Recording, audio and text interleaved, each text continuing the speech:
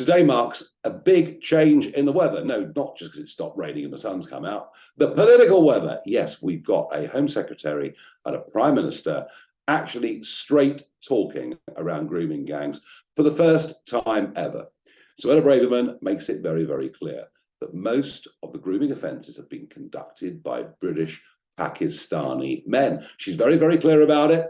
And the PM says, we must not let political correctness get in the way. Well, hooray, at bloomin' last. This scandal broke over a year ago. And when we first found out the implications of Rotherham, I think the world was shocked. It wasn't just this country.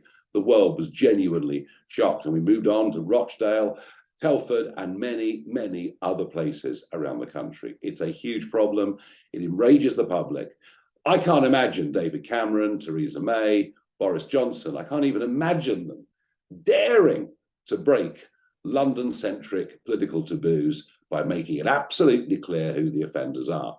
So that's a head start. At least we're now allowed to talk about these things, though I suspect it's easier given that both of those people are themselves from ethnic minorities.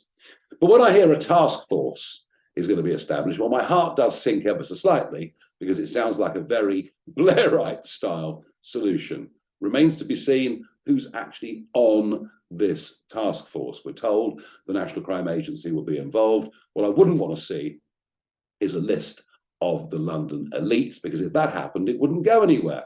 But putting pressure on people working in all sorts of child services to report where they even suspect grooming is going on, these must all be seen as steps in the right direction.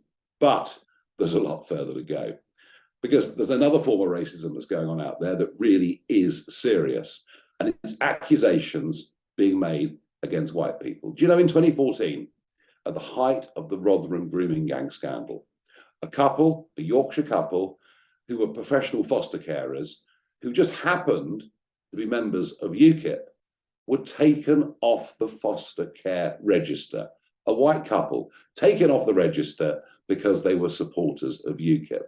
And just look at what's happening in cricket right now with Yorkshire County Cricket Club potentially on the verge of bankruptcy, even though the former Yorkshire and England captain Michael Vaughan has been cleared despite having 2 years of his life cancelled and going through misery. You see, the hard left are trying to use race or accusations, founded or unfounded, accusations of racism, to literally tear everything down.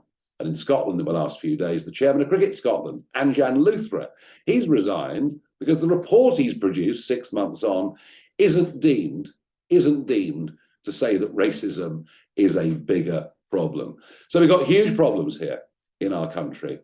And we've got to end identity politics. We've got to end dividing everybody up into whether they're black or white or what sexuality they are. We've got to start treating everybody exactly the same before the law. We mustn't let the left divide us. They're using racism to do it. It's an absolute disgrace.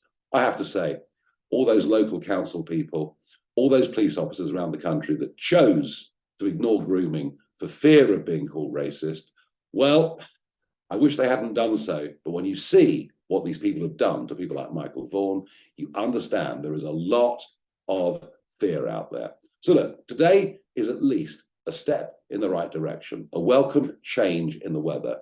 Let's hope the national debate continues in that vein.